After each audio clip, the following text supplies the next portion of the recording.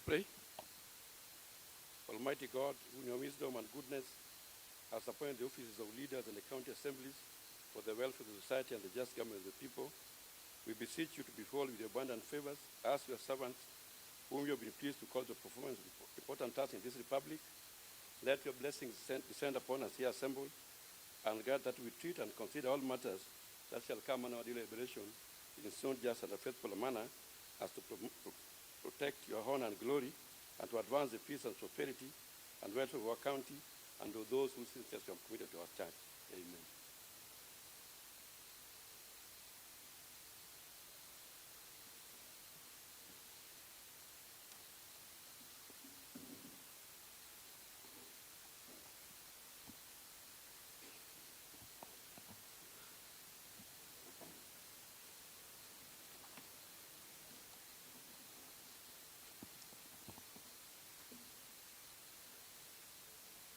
Clerk, confirm quorum. There is quorum in the house.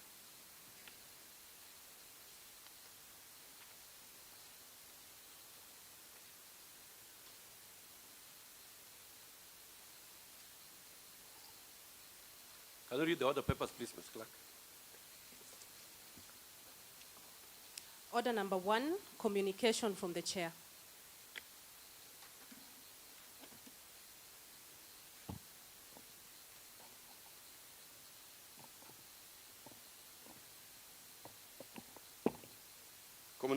Communication number 08 of 2022. With regard to the House leadership. No, I'm sorry. Sorry, communication number 7 of 2022. With regards to the opening of the third assembly. Your Excellency, Gladys Wanga, distinguished guests, ladies and gentlemen, present in the standing, let me take it once again. Your Excellency, Gladys Wanga, distinguished guests and honorable members present, standing order numbers 17, subsection 1, stipulates that the governor shall address the opening of each newly elected assembly. Honorable members, procedurally, the address allows the assembly to begin a new session and start its business. It is also symbolic on the role of the governor in the Constitution. The address outlines the legislations that the county government intends to introduce to the assembly and other measures that the government will bring forward. Honorable members, additionally, the address allows the governor to set out her priorities and programs, including submissions of intended county plans and policies to the Assembly.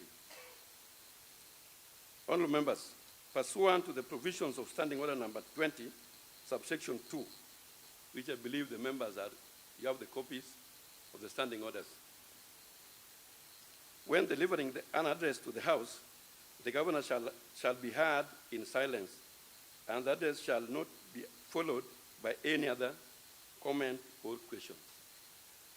Honorable members, it is my singular duty, honor, and privilege to invite Her Excellency the Governor to address the sitting of the County Assembly. Thank you.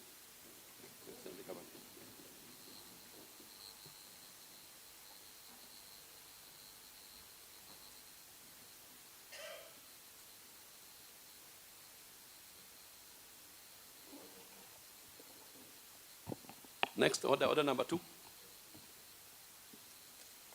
Order number 2, addressed by Her Excellency the Governor of Homabay County.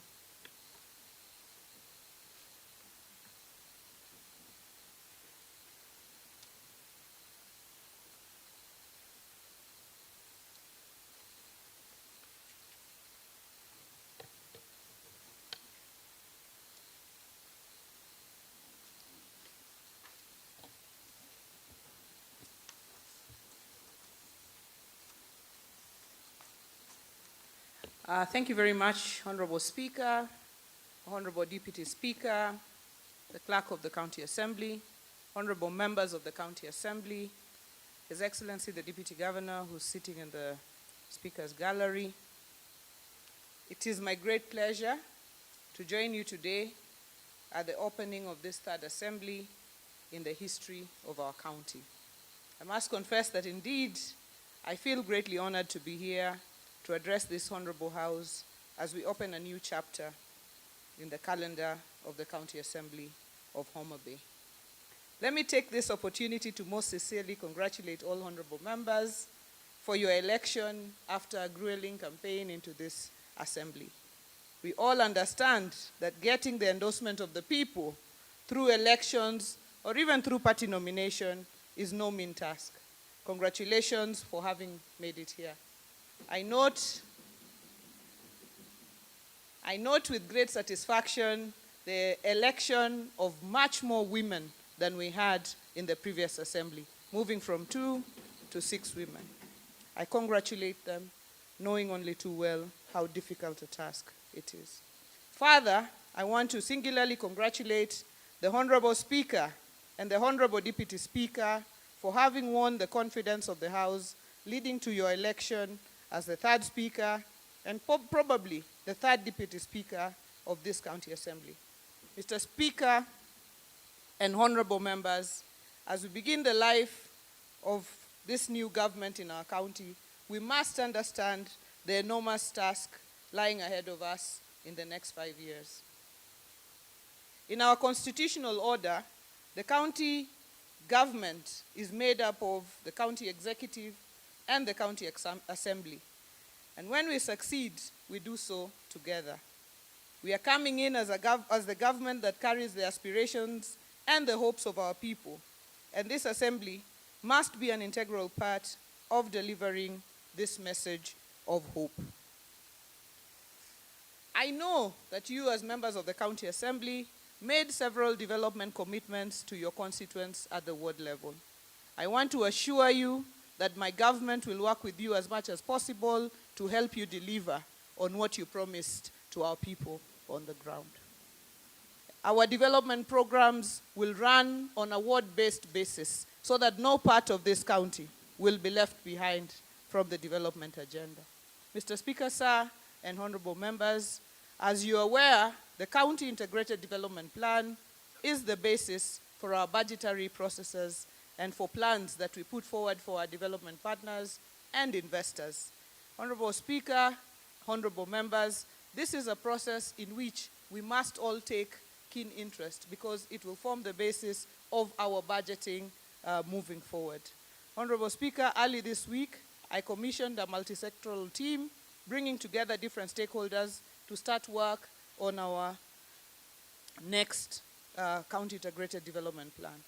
The final product will be as consultative as possible, and all stakeholders, including the public in our wards, will have time to share their thoughts on its development. We will table the CIDP report in this House when we are done with our part for your scrutiny and final approval. Honorable Speaker, honorable members, it is just about a month since my deputy and I took oath of office. We're in the process of forming a new government that we believe will help us deliver on our agenda and enable us fulfill the promises we made to the great people of Homabay County. This House, as you know, has an enormous oversight responsibility in undertaking the vetting of the various persons nominated to hold various offices in the executive. Now that the honorable members have been duly sworn into office, it is my hope that this House will swing into action to be able to facilitate formation of the new government, especially where your input is necessary. It is also my prayer that you will settle down pretty soon and hit the road running. Mr. Speaker, honorable members, as you may be aware, our County Public Service Board is not duly constituted at the moment. This is an integral organ in our public service management. In the next few days, we will be seeking the approval of the House to enable us set up a selection panel to facilitate the appointment of the chairperson of the County Public Service Board and 2 members of the board for it to midwife critical public service recruitments expected in the coming days.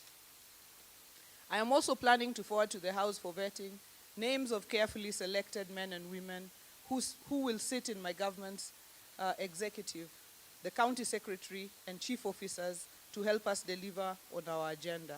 We will also table for your approvals a number of critical bills, which I will outline at a later stage. Mr. Speaker, sir, even as we wait for the proper formation of the government, we are already on site working to ensure that our people get the necessary services expected from government, since there is no vacuum.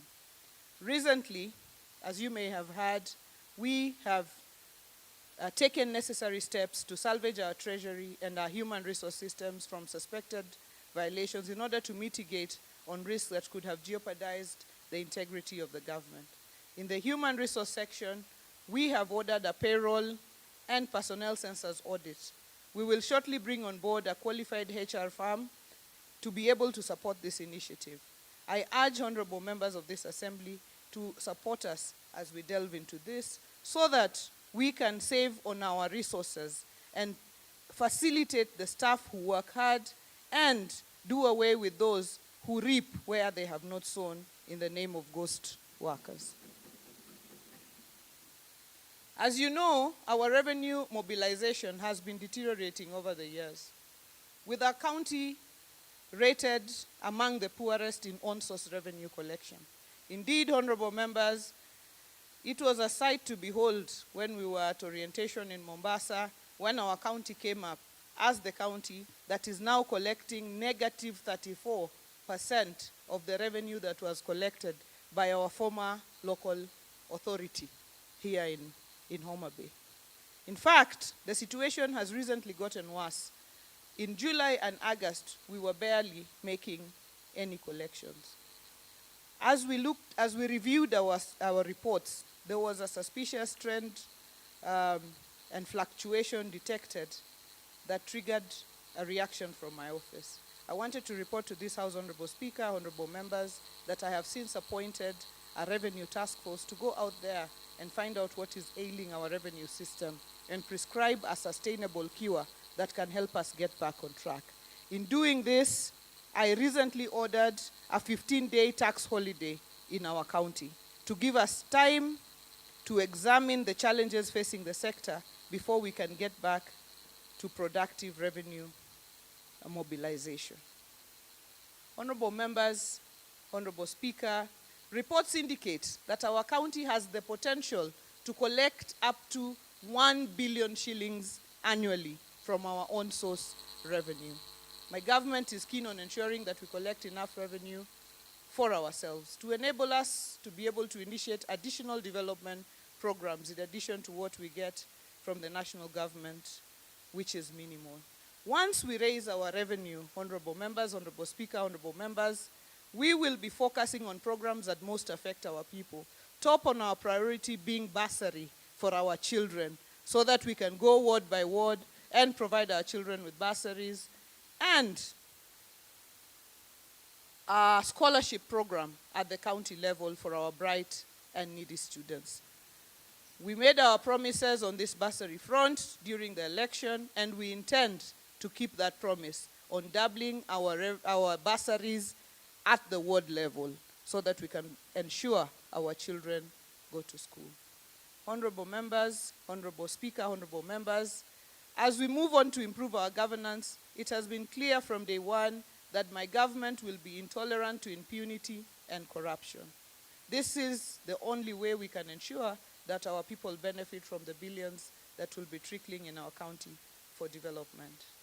As a temporary mitigating measure, I recently made some minor personnel changes in the Department of Finance and Economic Planning in order to ensure that our reorganization is on track.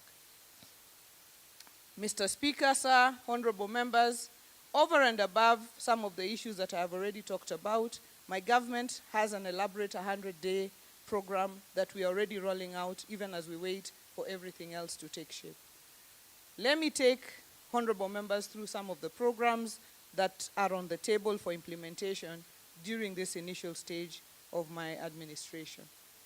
Health being a key pillar in my agenda, we have already circulated a huge load of pharmaceuticals and non-pharmaceuticals valued at an initial 60 million Kenya shillings to over 200 health facilities across the county. This is in line with my promise to ensure we ensure and maintain drug supplies in all our public hospitals in the counties. We have embarked on a plan to change the face of our referral hospital here in Homabay. Apart from developing a master plan that we shall rely on for long-term development of the hospital, we will be implementing some key projects to turn around the facility and make it a health service provider that can sustain the needs of our people as our major referral facility as we move to make health services affordable and accessible. Already, we have activated the renal unit at the hospital, which is now fully operational. We have set out plans to ensure that some of the critical equipment that should be in place are made available. And this is including a CT scan machine, as well as chemotherapy equipment, so that our people don't have to go anywhere else to get these critical services. Indeed, I want to promise the honorable members and the people of Homabay that our health sector is set for major transformation. This will not only be at the referral hospital, but this will be across our wards in the entire county for the next 5 years. As we move on, Mr. Speaker, we are also looking at some projects that were not completed by the time the previous administration was exiting. This includes the Arujo Animal Feeds project and the Kigoto milling plant. We are already working on the completion of these two projects, and we are hopeful that they will be commissioned before the end of the year. And before the end of the year, in all our houses, we hope that we will be eating ugali from what we will call mokwa, which will be the unga that will come from Kigoto, from Homabay County, to the rest of Kenya and to the world. I know, Mr. Speaker, sir, that in order to make things move, we will be requesting the House to support us by allocating and appropriating sufficient resources to facilitate the rollout of many other development programs in our plan going forward. So we will soon be requesting the House to appropriate funds through the supplementary budget to accommodate some key projects and programs that we will discuss and agree on, both ward-based and projects that we'll be doing at the county within this financial year, so that we align all our development plans together. Honorable Speaker, honorable members, on the legislative agenda, I will make an elaborate pronouncement on the areas that we may need your support in for us to be able to deliver the promises that we made to the people. However, I'm aware that we have some proposed legislations and policies that may have been tabled in the House some times back for your deliberation in the Second Assembly, which I'm requesting, Mr. Speaker, that this House may have time to reconsider. In focus is the climate change bill that will be very critical for the support of policy formulation intended to open up the donor engagement plan for related projects, and more so for the revival of friendlier ecosystem in our county. We also have a major plan to develop our lakefront. We have recently hosted officials from the Kenya Ports Authority to look at our peers in Kindu Bay, in Homabay, in Bita, including Mfangano, Sena in Mfangano. We have begun engagements with partners, including our neighboring counties, as we gear up towards the eventual creation of the Lakefront Development Authority to steer us forward. We will be calling upon support of the House for passing of the Homabay County Lakefront Development Corporation, so that we can move forward our lakefront development agenda. I have already mentioned that we will come before you with a supplementary budget, but we will also be coming before you with a bill to support us in revenue collection, which will be the Homabay County Revenue Authority bill, which will be requesting your consideration. We may have to make amendments to the finance bill to ensure that we make revenue collection a huge priority for us. In conclusion, honorable members, Honorable Speaker, honorable members, I want to commit to you that even as you embark, my government will strongly support your quick settling in ensuring that your welfare is also settled, and so that even as you serve the people, you will be serving them from a point where your welfare is also taken care of. Once you have the rest of the leadership in place, in addition to the Speaker, we will immediately begin discussions to see how best we can move these matters forward. It is my hope that my administration and this assembly will work harmoniously, with both sides putting focus on our constitutional mandates to be able to midwife development to the expectant county residents. We are a house of leadership, and we are looking forward to working together cordially to bring confidence to the people of Homabay that this assembly is a place to make laws and a place for them to have their matters and the matters of most interest to them discussed, agreed on, and moved forward. So we hope to adopt a consultative approach as a way of making sure we get everything right and carry everyone on board as we move forward with our agenda. It will be for all of us together moving Homabay to the next level. As we said, Honorable Speaker, honorable members, Homabay will no longer be looked for on the list of counties from the bottom. Homabay will be looked for from the list of counties from the top, moving down. We are committed to moving Homabay to the top 10 counties. Within our first 3 years, we should have moved to that level before actually aiming for the very top. Thank you very much, Honorable Speaker, honorable members, for listening to me. God bless you. God bless Homabay County.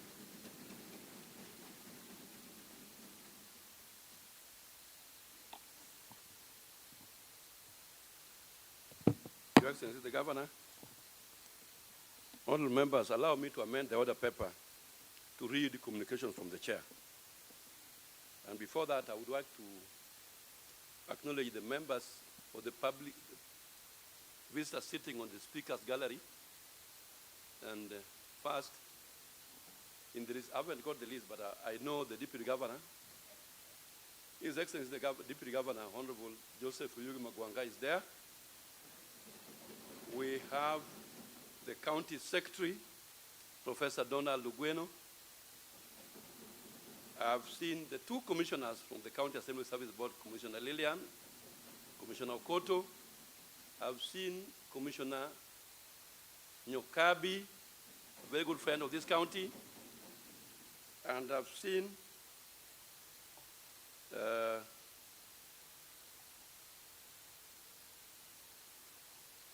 representative from the CC, the DCC of Homabay Sub-County. And we have our own, Mr. Charles Odiambo. We also have Raphael Obego, the county chaplain. Kennedy Otieno Osutwa from the Deputy Governor's office.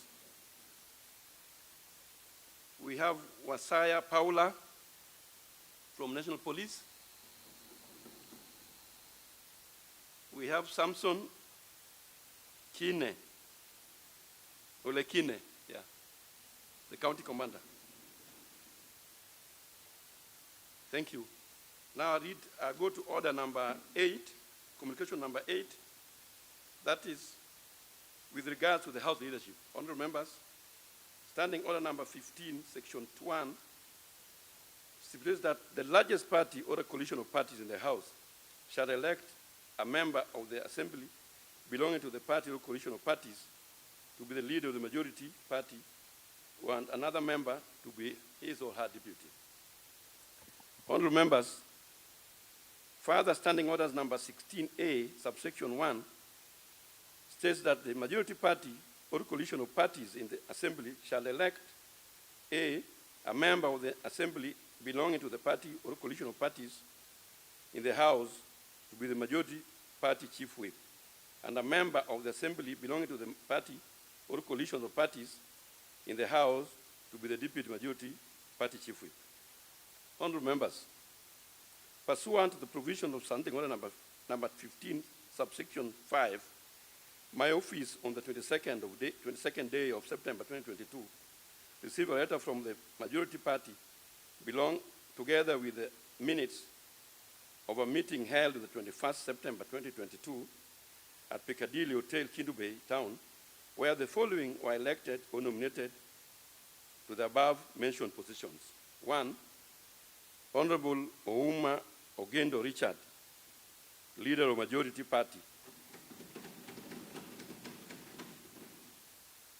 Honorable Ondiek Monoflorita, Deputy Leader of Majority. Honorable Obondo Bob Bernard, Chief Whip, Majority Party. Honorable Asiago Titus Okelo, Deputy Chief Whip, Majority. Honorable members, Section 12, subsection 1 of the County Government Act 2012 stipulates that there shall be a County Assembly Service Board for each County Assembly. Further, Section 12(3), subsection C, provides for 2 members of the County Assembly nominated by the political parties represented in the County Assembly, according to their proportions of members in the County Assembly, to be members of the County Assembly Service Board. Honorable members, pursuant to the above-mentioned section, the Orange Democratic Party, that is the largest party in this assembly, the ODM, has nominated the following members to represent it in the Homabay County Assembly Service Board. 1, Honorable Salim Akinyi Sofi, member of the County Assembly Service Board. 2, Honorable Ogada Joan Minsari, a member of the County Assembly Service Board. Honorable members, I'm certified that the right procedure was followed, and therefore I declare the members to be duly elected or nominated to those positions mentioned above. And I want to take this opportunity to congratulate those who have been nominated or selected in those positions. Thank you.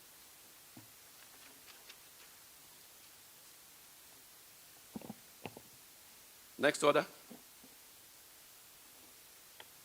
Order number 3, adjournment.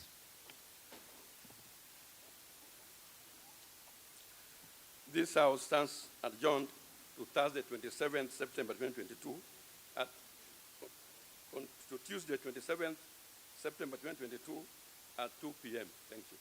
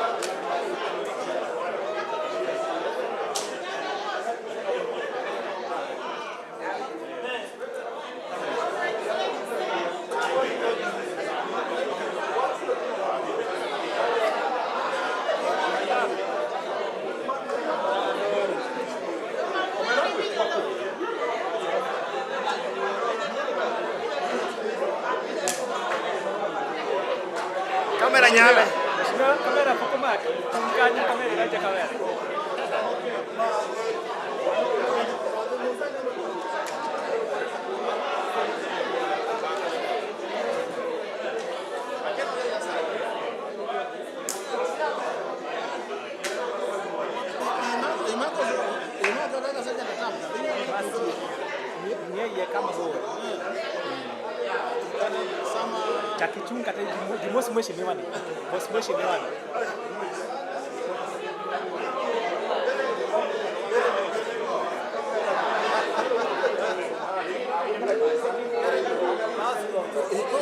Magi ang dire yang. Mana mi amor. E ba tini ma life kana tu. Wonderful. Like what? Life. Very good. Very good. I'm in it.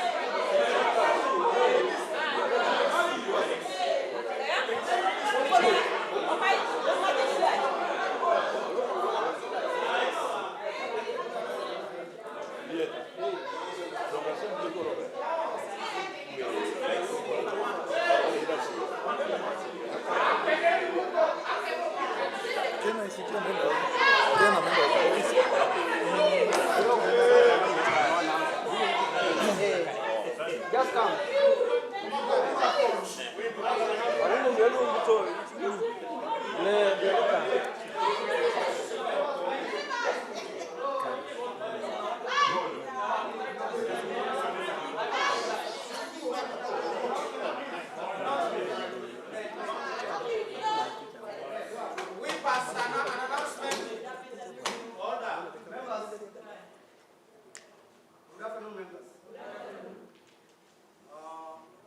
Allow me first to thank members for having confidence in me and having elected me as the This is the announcement. The governor is going